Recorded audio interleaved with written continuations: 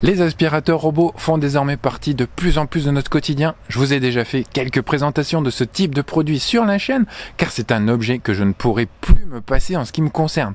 Car le passage de l'aspirateur a été une réelle corvée. Une autre corvée ces derniers temps, c'est de passer la tondeuse. Et j'ai donc craqué cette année pour un robot tondeuse, afin de gagner, là encore, un peu de temps. Ou en tout cas pour consacrer ce temps à autre chose. Gros frein à l'adoption pour de nombreuses personnes, le câble ou fil périphérique nécessaire au fonctionnement de la majorité des robots tondeuses du marché. Entre pauses fastidieuses et surtout risque de coupure du câble rendant le démarrage de la tondeuse impossible, cela en rebutait quelques-uns et je faisais partie de ces gens-là. Partant de ce constat, il y a 2-3 ans, nous avons vu apparaître des robots tondeuses ne nécessitant plus de fil périphérique. On a vu apparaître des tondeuses capables de s'orienter dans l'espace à l'aide de leur GPS ou encore d'autres caméras. Dans cette vidéo, je vous propose de déballer ensemble le Navimov i105E de chez Segway et de le tester un peu en vous montrant comment l'installer, le configurer et ce qu'il est possible de faire pour rendre notre jardin encore un peu plus connecté, un peu plus domotisé. Allez, c'est parti!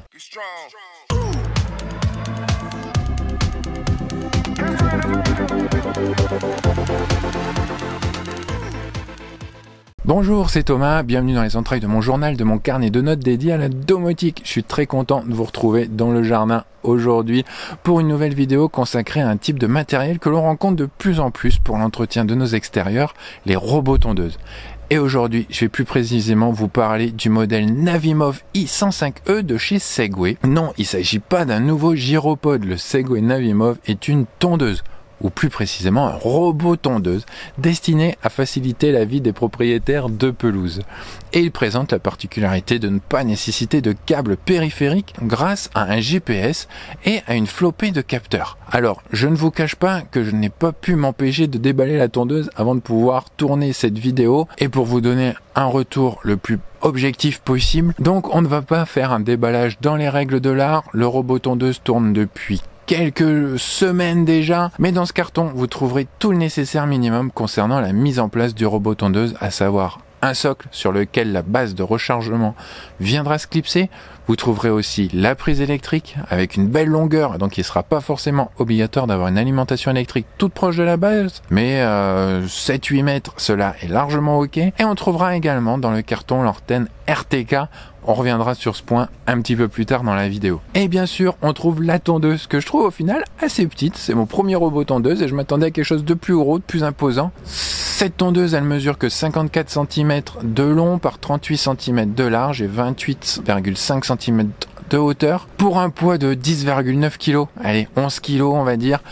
Ici, c'est le modèle i105E, comme on peut le voir sur le côté du robot, c'est-à-dire qu'il est donné pour une surface allant jusqu'à 500 m². Après, il existe le modèle i108E qui lui permet de couvrir une surface jusqu'à 800 m².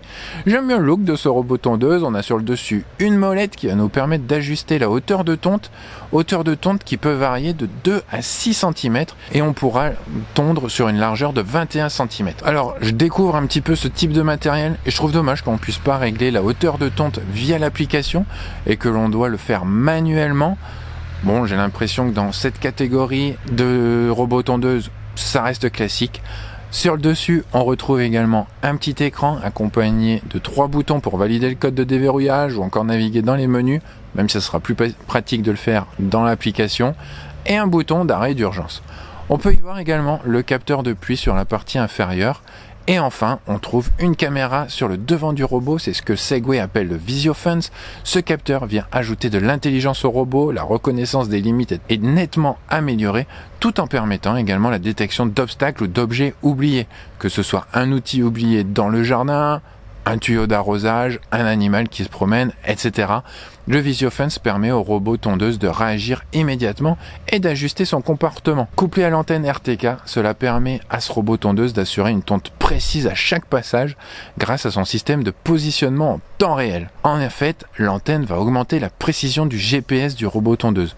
Le GPS, on dit normalement qu'il y a une précision de 2-3 mètres. Avec l'antenne, on passe à une précision inférieure à 10 cm. Tout ceci grâce à la technologie EFLS pour Exact Fusion Localization System qui va fusionner les informations obtenues à la fois par le système de positionnement par satellite et celles de ses propres capteurs. C'est vraiment assez bluffant. Sur le dessous du robot, on retrouve un petit disque de 21 cm de diamètre, comme je disais, avec 3 lames. Cela me semble assez classique de ce que j'ai pu voir sur ce type de robot tondeuse. Le carter autour vient protéger les lames. Je trouve cela très ingénieux pour éviter de les casser sur des branches par exemple. Les lames sont libres, ce qui empêchera également tout risque de casse si la tondeuse rencontre un objet un peu plus dur sur son chemin. J'ai pu expérimenter cela, croyez-moi, avec le trampoline dans le jardin dont les pieds dépassent un peu hors du sol et j'étais content de ne pas casser les lames au contact des pieds du trampoline. Chose assez importante sur ce robot, ce sont les roues crantées. Leur diamètre fait 24 cm, cela permettra à la tondeuse de franchir plus facilement les obstacles et de se sortir de situations compliquées. Mon terrain n'est pas toujours bien nivelé et les grosses roues sont parfois un avantage dans ce cas. Cette taille de roue permettra aussi à ce robot tondeuse de pouvoir évoluer sur un terrain un peu pentu et non pas totalement à plat. N'imaginez pas non plus le faire monter sur une butte pentue, mais jusqu'à une pente de 25-30 degrés d'inclinaison, il s'en sortira très bien. Je vous propose maintenant d'aller voir derrière la maison comment j'ai installé le robot et comment le configurer via l'application. On va donc installer l'application Navimove qui se trouve sur les stores Google Store ou Apple Store. On installe cette application qui va nous permettre ensuite de configurer notre robot tondeuse. On ouvre l'application, on va bien entendu accepter les conditions d'utilisation. On va créer un compte. Là, vous mettez votre email, les codes de vérification qui sont envoyés via email et ensuite on saisit son mot de passe. On s'inscrit et c'est tout bon. Maintenant, on souhaite utiliser le Bluetooth pour se connecter au robot. On va ajouter notre robot tondeuse en suivant les instructions qui sont très bien détaillées dans l'application. Là, il faut vraiment rester à côté du robot tondeuse puisque là, ça se fait via Bluetooth et idéalement, il faudra placer le robot tondeuse pas forcément sur son socle, mais sur là où du Wi-Fi est disponible. On sélectionne le fuseau horaire. Cela sera utile ensuite pour la planification des tontes. Je vous montrerai un tout petit peu plus tard. On va ensuite, comme je le disais, connecter notre robot tondeuse au Wi-Fi de la maison. C'est OK. Donc là, maintenant, il est prêt à activer notre robot tondeuse. Et voilà, c'est activé. Notre robot tondeuse est installé dans l'application. Là, il n'y a plus qu'à suivre les instructions pour installer le socle qui va recevoir le robot tondeuse, ainsi que sa station de charge. Tout est très bien expliqué dans l'application. Il y a juste à suivre les indications. Également pour installer l'antenne RTK que je vous ai présentée.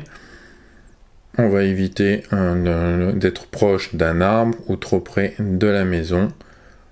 Afin de faciliter le signal, on va brancher la station d'accueil et le robot tondeuse, en fonction de la couleur, va clignoter, va nous donner des indications sur la bonne réception.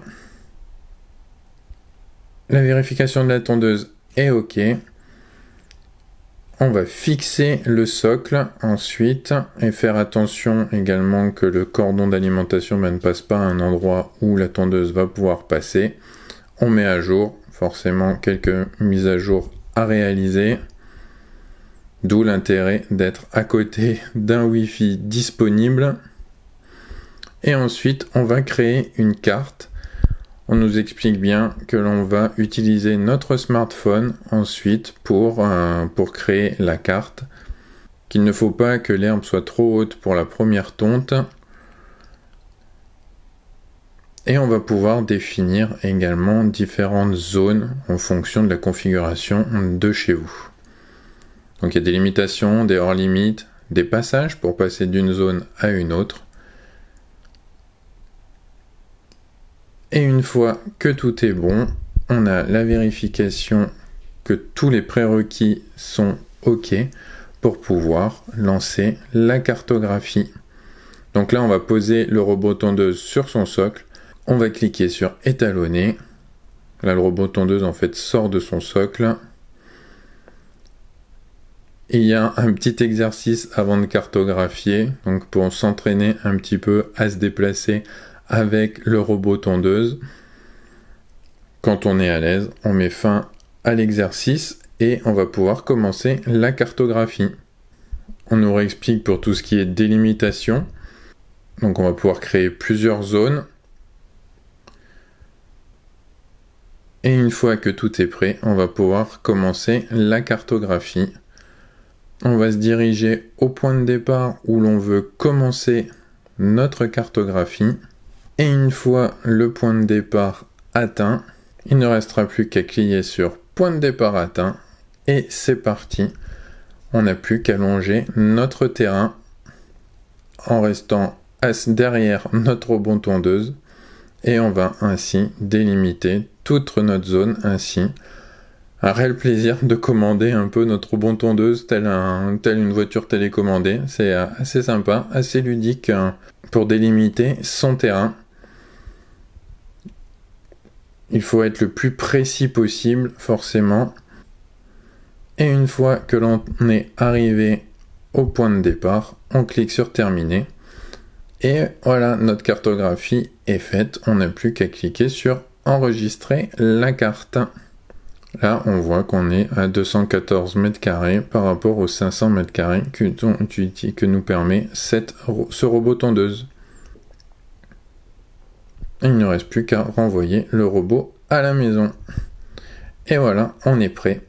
On voit qu'on va pouvoir soit tondre, soit stopper avec la couverture et puis l'état d'avancement qui nous est donné. On voit également le Wi-Fi, si on est connecté en Bluetooth et le niveau de la batterie. Faisons un petit tour de l'application. Après, comme je disais, plusieurs semaines d'utilisation. Là, on a vraiment la carte et puis les différentes informations. Si on va un petit peu dans les paramètres, on peut avoir des horaires de tonte. Voilà, du dimanche au samedi, en fonction des horaires, on va pouvoir lancer la tonte. On va pouvoir lui dire le démarrage et la fin aussi, une heure à partir de laquelle on ne veut plus que la tondeuse tonde. On va pouvoir dire de tout tondre ou de sélectionner les zones que l'on veut tondre. On n'est pas obligé de tondre entièrement, donc on a pu définir les tontes. On a la possibilité de faire la gestion de la carte. Il faut être connecté là à la tondeuse. On a la fonction anti-vol. Donc là, il va falloir installer un Access Plus. On peut réinitialiser le code PIN. On va pouvoir faire de la personnalisation. Donc là, on a la configuration de l'éclairage. Donc là, on va vraiment lui dire très sombre. Donc là, c'est vraiment pour ne pas la nuit que la tondeuse éclaire comme un lampadaire. On va avoir les effets sonores également que je vous conseille de désactiver, et puis on va avoir un mode économique. Les lumières de la tondeuse, voilà, comme je disais, la tension de chargement et l'écran s'éteignent automatiquement 10 secondes après la mise en veille de la tondeuse. On va avoir également le VisioFans. Donc lorsque le Channel Sense est activé, la tondeuse peut éviter activement les obstacles à l'intérieur d'un passage. Et on va pouvoir également tondre la nuit. Bon, ça, je l'ai pas forcément activé pour ma part. On va avoir EFLS 2.0, donc qui va permettre d'améliorer la précision de la carte. Donc le positionnement qui va être en plus de l'antenne RTK du signal GPS, eh bien, va pouvoir être utilisé la caméra qu'il y a sur le devant de la tondeuse, et on va avoir un positionnement encore plus précis. On va avoir une adaptation aux conditions météorologiques qu'on va pouvoir activer ou pas. Alors là, c'est une connexion internet. Donc si la météo dit qu'il va pleuvoir, eh bien la tonte va être retardée, si toujours dans la tranche horaire qu'on vient de planifier, ou autrement, elle va être complètement annulée. Autrement, sur le réseau, on va savoir le Wi-Fi. On peut avoir également, via le Access Connect qu'on a parlé, la 4G, moi je l'ai pas encore installé cette partie-là. On va avoir la version de micro-logiciel, on va avoir les rapports de tonte. Donc par jour, par semaine, par mois. Alors là, on va prendre sur le mois d'août, par semaine. On va avoir également la maintenance des pièces, donc pour le suivi. On va avoir plus de paramètres, donc là c'est les informations essentielles qui vont être les caractéristiques de la machine. On va avoir le fuseau horaire, on va pouvoir supprimer. Et enfin, on va avoir le partage de périphériques pour partager avec quelqu'un d'autre de la famille. Et là, on a aussi le changer, ajouter. Donc là, on va pouvoir ajouter, par exemple, le Navimov Connect Plus. On va faire comme cela. Et dans l'application, rien de particulier, si ce n'est la gestion des comptes, les langues et les unités d'utilisation. Et je crois que l'on a fait le tour de l'application. J'utilise ce robot depuis quelques semaines maintenant et je dois dire que je suis conquis par ce type de produit. Ma pelouse semble toujours parfaite et on dirait même presque qu'il n'y a pas de mauvaises herbes. Bon, elle en est pourtant pleine avant la rénovation de l'automne qui arrive. Pour que vous ayez une idée sur le temps de tonte, comme vous l'avez peut-être vu sur l'application, le calcul donne 250 mètres carrés de pelouse à tondre ici. Les premières tontes, le robot devait retourner une fois à sa base avant de compléter la tonte. Désormais, la tonte régulière fait qu'en une fois, il fait les 250 mètres carrés. Mais je dois avouer que ce n'est absolument pas contraignant de devoir se recharger au milieu de la tonte, car la recharge, elle reste très rapide. Je dirais 3/4 d'heure, 1 heure. Après, je fais tondre les après-midi en semaine lorsqu'il y a personne dans le jardin normalement. Que la tonte prenne 2 heures ou 3 heures, ça m'est un peu égal, n'ayant pas de contraintes à ces périodes-là. La tonte, elle est très efficace. Aujourd'hui, mon sol n'est pas un billard et pourtant le rendu est bluffant. Et désormais, je vais pouvoir me consacrer à l'embellissement du jardin plutôt qu'à la tonte. Le fait que le sens de tonte varie à chaque lancement d'un cycle de tonte permet d'avoir un rendu parfait et une excellente efficacité. Car même si une petite partie pouvait être oubliée une fois, cela sera corrigé la fois d'après, souvent 1-2 jours après. Donc on a vraiment un résultat très très bon. Avant de conclure, quelques petits points améliorés de mon point de vue sur ce Navimov i105E. Je regrette le fait de ne pas pouvoir gérer la hauteur de tonte via l'application, mais j'ai l'impression que cela est réservé aux modèles bien plus haut de gamme. Après, il y a les accessoires qui sont hors de prix. Je voulais un toit pour protéger la tondeuse des intempéries. Seulement quelques jours après son installation, on a eu une pluie de sable. Le robot était devenu jaune. Le toit vendu par Navimov est hors de prix pour un bout de plastique. On est autour de 100-150 euros, je me souviens plus trop. Et ce n'est pas que, j'ai regardé les autres marques et c'est du même acabit. Là, je peux que vous conseiller de regarder des produits un petit peu génériques ou comme moi, aller voir sur Amazon. Je vous mets le lien en description du toit que j'ai choisi. Lorsque j'ai installé la tondeuse, il y a de ça quelques semaines maintenant, j'avais relevé le fait que la lumière sur le dessus de la tondeuse ne pouvait être éteinte. J'avoue que cela n'avait que peu d'intérêt et lorsque la tondeuse était sur sa station de charge, la lumière restait allumée. La nuit, c'était vraiment très lumineux, pas très discret pour le coup. Il y avait plusieurs remontées d'utilisateurs et il y a une mise à jour qui permet aujourd'hui qu'il n'y ait plus de lumière lorsque la tondeuse est sur son socle de rechargement et qu'elle est chargée. Donc point positif pour Segway qui écoute ses clients à première vue. Pour conclure, c'est incroyable comment tondre la pelouse est accessible à tous avec ce genre de robot tondeuse. J'étais surpris de voir débarquer Segway sur le secteur des robots tondeuses car c'est un fabricant qu'on connaît habituellement pour tout ce qui est mobilité urbaine, trottinette, gyropode. Je savais donc pas du tout à quoi m'attendre, mais je dois bien avouer que j'ai eu là une excellente surprise. Segway est venu participer à la modernisation dans ce domaine avec un robot bardé de capteurs et d'intelligence artificielle. La suppression du câble périphérique est bien sûr le premier argument important. Pas d'installation de câble et pas de risque de rupture du câble et la possibilité de modifier la carte très facilement si on crée un nouveau parterre de fleurs, si on installe un trampoline, etc. Sans compter que la gestion de plusieurs zones est considérablement facilitée sur ce modèle de chez Segway. Le Navimov e-Series représente une avancée significative dans le domaine de la tonte automatisée en offrant des fonctionnalités de pointe à un prix abordable. Le prix d'ailleurs, parlons-en, car c'est tout de même très important. Le Navimov e-Series est disponible à partir de 999 €. En tout cas, c'est le prix du robot tondeuse que je vous ai présenté dans cette vidéo. On est juste sous la barre des 1000 €. Et que vous soyez novice ou expert en jardinage, le Navimov i105E rend l'entretien de votre pelouse simple, efficace et sans contrainte. Maintenant, je vais pouvoir siroter une menthe à l'eau en regardant la tondeuse passer, ou je vais pouvoir vous préparer d'autres vidéos, plein de belles choses en préparation pour les prochaines semaines. Je vous dis donc à très bientôt. Bye bye.